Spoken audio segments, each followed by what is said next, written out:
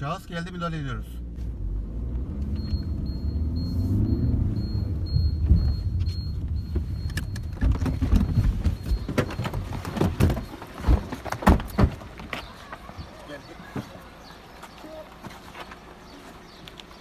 Ne oluyor? Ne oldu abi? Sus.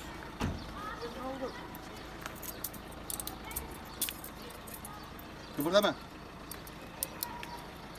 Ne oldu? Sırtımı sarıyor. Kalk.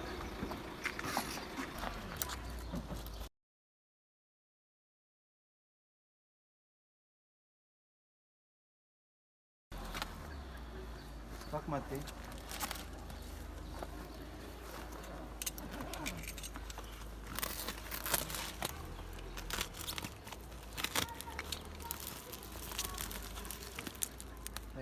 Evet. Scan. Tamam, diğerini. Birini aç. Aç birini. Aç birini. Tam köpeği götürelim. Evet. Renk, koku, görünüm itibariyle evet. Kokayı. Scan.